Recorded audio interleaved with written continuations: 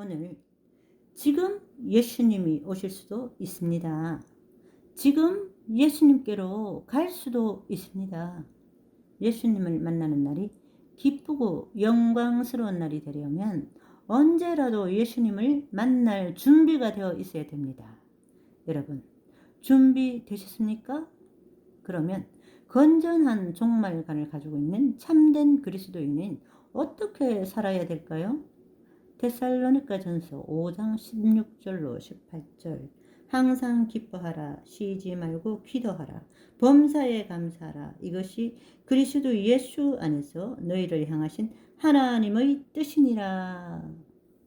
데살로니가전서 5장에서는 계속 그리스도의 날, 그러니까 파루시아, 예수님이 구름 타고 오시는 공중 강림의 날에 택함 받은 하늘의 백성으로서 그 앞에 서기 위해서 이 땅에서 어떻게 영과 혼과 육 모두 흠없는 삶을 보존할 수 있을까에 대한 바울의 권고 내용인데요.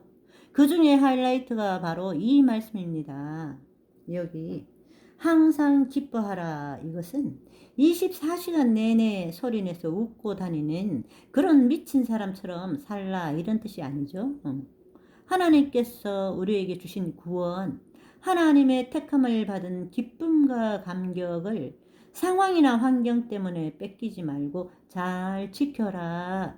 이런 명령입니다. 마찬가지로 쉬지 말고 기도하라는 말도 24시간 내내 잠도 자지 않고 밥도 먹지 않고 매일 무릎 꿇고 쫑글쫑글거리면서 기도하라 이런 말이 아니죠. 이방 종교에 있는 그 고행의 그런 기도를 말하는 것이 아닙니다. 이것은 삶의 모든 영역에서 자신을 의지하지 말고 성령님을 의지하고 성령님과 동행하고 성령님께 간구하는 자세, 순종하는 자세로 살아가라 이런 명령입니다. 자, 그러면 뭘 위한 기도일까요? 바로 주님께서 속히 강림하셔서 이 모든 세상의 거짓과 위선과 탐욕과 불의를 심판하시고 완전한 하나님의 왕국이 이 땅에 임하는 것, 예수님이 철장 권세로 다스리는 그 나라, 주님이 다스리는 그 나라가 되면은 사막이 꽃동산들이, 그리고 우리가 그 나라에 들어가는 거룩한 백성이 되는 것, 다시 말해서 그 나라와 그 의를 구하는 기도, 그것을 말하는 것입니다. 또 범사에 감사하라는 말씀은 무엇이든지 다 감사하라 이 말인데요. 사실 사탄이 가장 두려워하고 무서워 벌벌 떠는 신자가 바로 범사에 감사하는 신자라고 했습니다. 하나님의 뜻이 뭐라 그랬어요? 바로 이 세 가지. 항상 기뻐하고 쉬지 말고 기도하고 범사에 감사하는 이 명령을 지키는 것이죠. 여기서 하나님의 뜻은 헬라어로 하나님이 원하시는 바, 즉 하나님이 바라시는 바를 의미하는 것입니다. 우리가 기도할 때 앵무새처럼 하는 말 중에서 주님 뜻대로 되기를 원합니다. 이런 말을 하죠. 정말 그렇게 되기를 원한다면 제일 먼저 뭐부터 하라는 이야기인가요?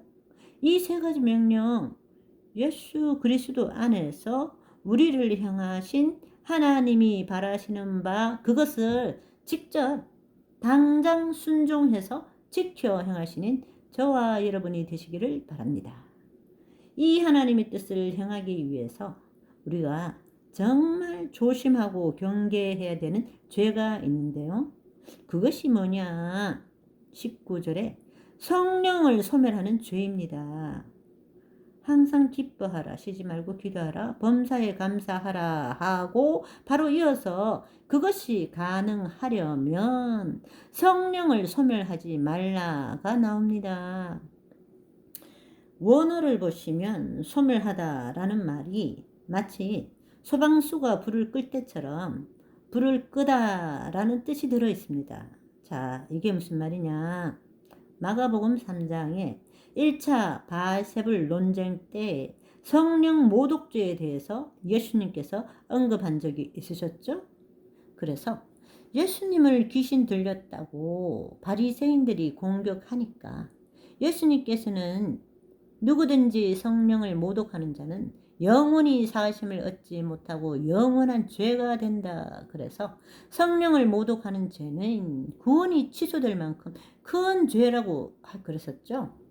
또 히브리서 6장과 10장에서도 성령을 욕되게 하는 자는 중대한 형벌을 받는 죄라고 명시하고 있습니다. 그래서 이 성령 모독죄는 여러 가지 해석이 있지만 그 중에서 고의적으로 행하는 배도, 배교, 그리고 끝까지 회개하기를 거부하는 죄, 그리고 하나님의 진실한 사역자들을 모함하고 비방하는 죄가 그 대표적인 해석들입니다. 성령님이 내게 말씀하시기를 마치 입버릇처럼 하는 이단에 빠진 한 여인이 생각나네요. 예수님께서는 십자가에 달리시기 전에 제자들에게 성령님을 보내시기로 약속을 하시고 이 보혜사 성령께서 하시는 일에 대해서 요한복음 16장 13절에 우리를 모든 진리 가운데 인도하실 것이라고 약속하셨습니다. 예고하셨죠. 예수님께서 부활하셔서 제자들에게 성령을 기다리라는 지시를 하시고 승천을 하셨는데 오순절날 실제 약속하셨던 성령님께서 강림하셨을 때 사도행전 2장 3절을 보시면 그 모습이 불의 혀처럼 각 사람 위에서 하나씩 임했다 그랬어요. 자, 성령의 이미지 중에 비둘기, 불, 그리고 맑은 물, 그리고 강이 있다는 것을 기억하시고요. 이 오순절 성령 강림은 실제 어떤 의미였을까요?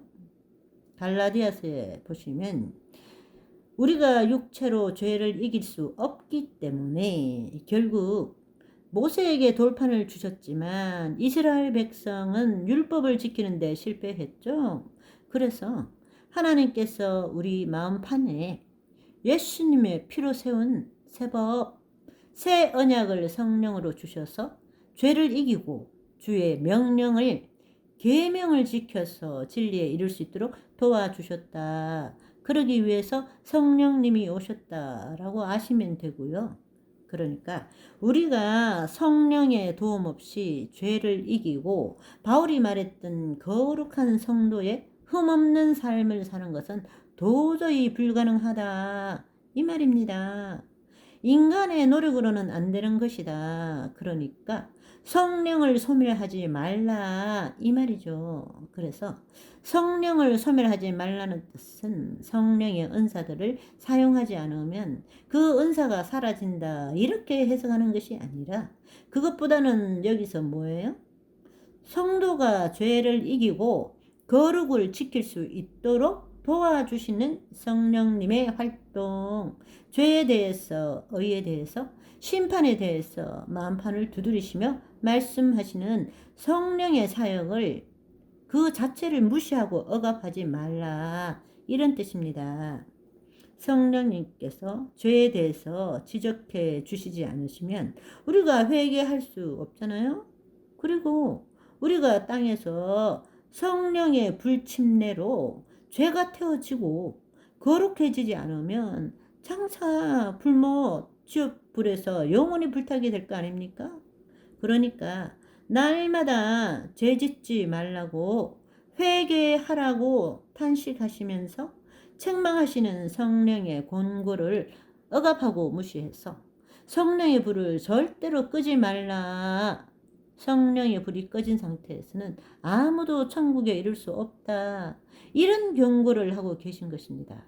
저와 여러분은 날마다 성령 충만한 하루하루를 항상 기뻐하고 쉬지 말고 기도하며 범사에 감사함으로 삶을 주님의 명령에 기쁘게 순종하는 자로 오늘을 누리시기를 간절히 소망합니다.